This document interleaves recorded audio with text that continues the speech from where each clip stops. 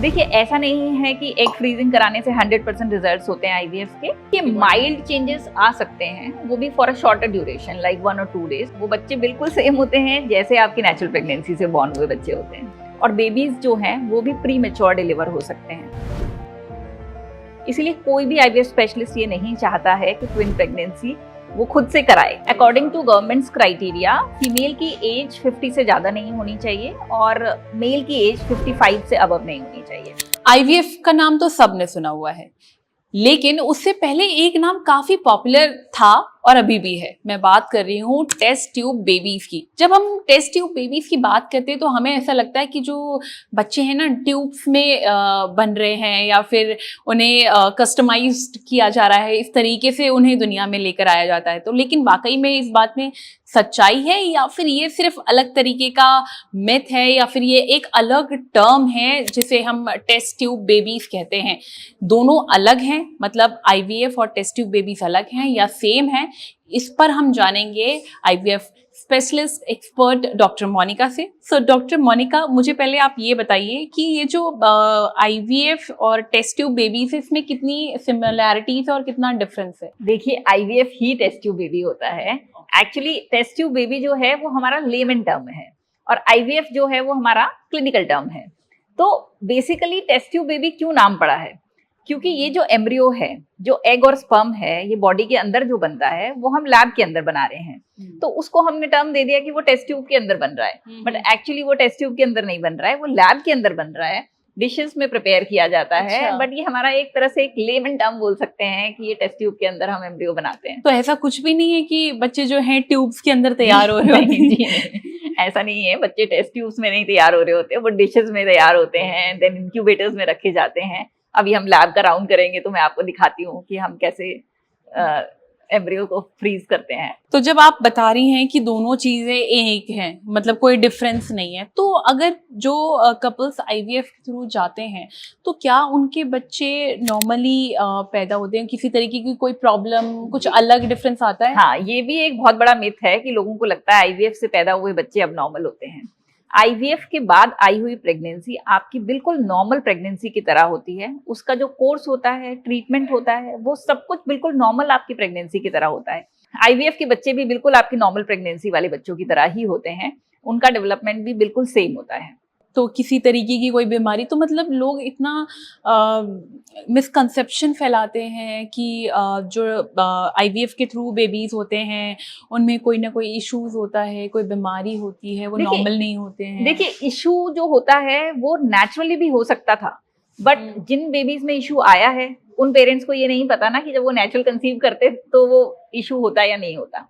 वो जो इशू है वो कॉमन है, वो आईवीएफ में भी सेम है, वो नेचुरल प्रेगनेंसी में भी सेम है। तो क्या जो आईवीएफ से बच्चे पैदा होते हैं कहीं ना कहीं उनकी इम्यूनिटी में थोड़ा इम्पैक्ट दिखता है? इम्यूनिटी वीक होती है? No, I don't think so. वो बिल्कुल सेम होते हैं। वो बच्चे बिल्कुल सेम होते हैं जैसे आपकी नेचुरल प्रेगनेंसी से बॉर्न हुए बच्चे होते हैं। अच्छा, और आईवीएफ को लेकर एक और बात, सवाल जो लोग करते हैं और कहते भी हैं कि जिन कपल्स को ट्विंस चाहिए वो आईवीएफ की तरफ जाते हैं, क्योंकि आज की डेट में बहुत सारे कपल्स जो हैं लेट प्लान करते हैं, बेबीज प्लान करते हैं और वो सोचते हैं कि एक ही बार में बच्चे हो जाएं, 2 बच्चे हो जाएं, अरे ना, और ट्विंस हो जाएं बेसिकली। बहुत जितने भी कपल्स हमारे पास आते हैं 80% लोग यही कहते हैं कि मैडम एक बार में ट्विंस करा दीजिए जिससे कि हमें बार बार नहीं ट्राई करना पड़े। बट एक्चुअली ट्विंस कोई भी आईवीएफ स्पेशलिस्ट, कोई भी फर्टिलिटी स्पेशलिस्ट नहीं कराना चाहता है।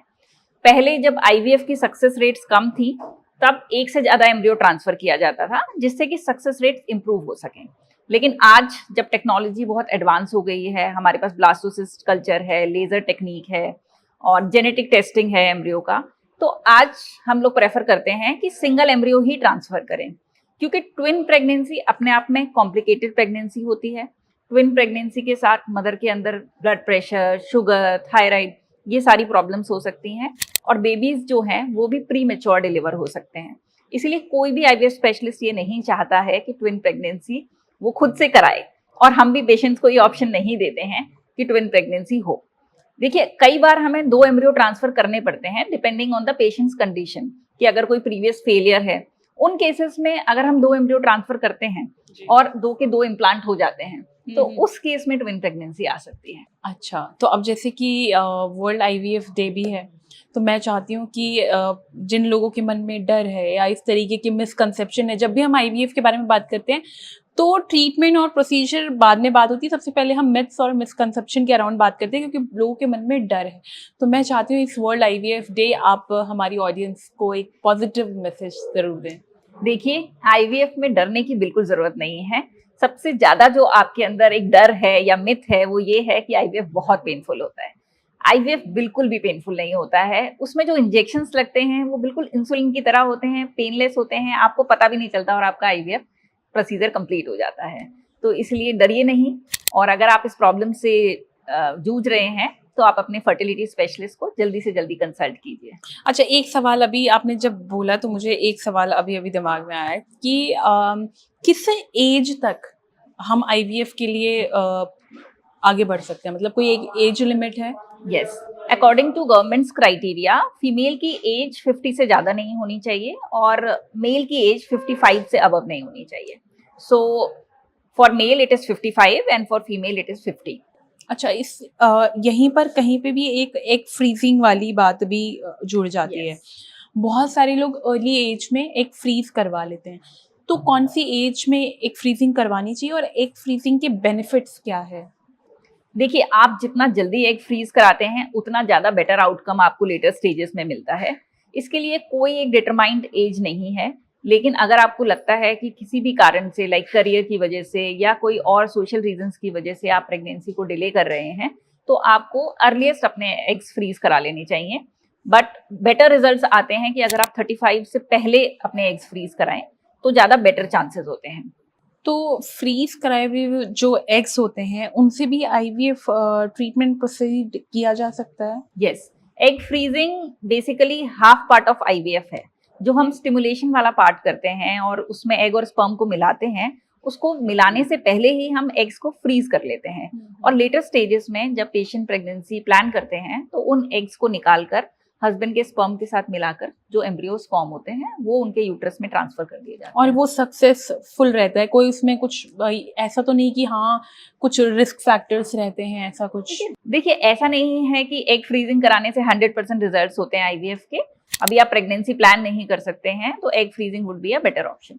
तो मतलब अगर एग फ्रीज आप करवा लेते हैं और अगर आपको आईवीएफ करवाना है तो वो भी एक ऑप्शन एज ऑप्शन हम देख सकते हैं। यस, एग फ्रीजिंग के बाद IVF is the only option because वो Okay. जो हमने एग्स फ्रीज किए हैं अल्टीमेटली हमें उसे आईवीएफ में ही यूज करना है। अच्छा, फिर वो आईवीएफ के थ्रू ही आगे बढ़ेगा? Yes okay. यस, वो हाफ प्रोसेस है आईवीएफ का जिसके अंदर स्टिमुलेशन वाला पार्ट कंप्लीट हो जाता है, फीमेल वाला पार्ट।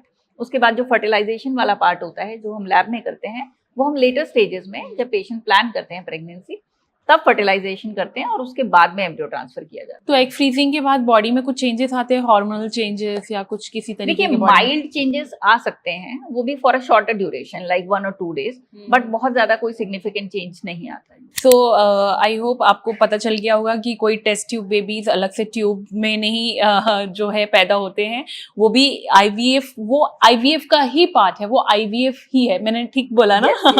वो आईवीएफ ही है। तो प्लीज ये मत सोचना कि टेस्ट ट्यूब बेबीज अलग होते हैं और आईवीएफ अलग होता है। और हमने ये भी जाना कि एक फ्रीजिंग की मदद से, मतलब अगर आप पहले एक फ्रीज करवा लेते हैं तो आप आईवीएफ को भी, मतलब वही एक ट्रीटमेंट प्रोसीजर आपका बच जाता है। तो एक फ्रीज के थ्रू आप आईवीएफ ट्रीटमेंट भी करवा सकते हैं। वेल, इस वीडियो को लेकर आपकी क्या राय है प्लीज कमेंट करके जरूर बताएं और हेल्थ से इस तरह की और भी वीडियोस के लिए लाइक एंड सब्सक्राइब करें thehealthsite.com। Thank you so much doctor.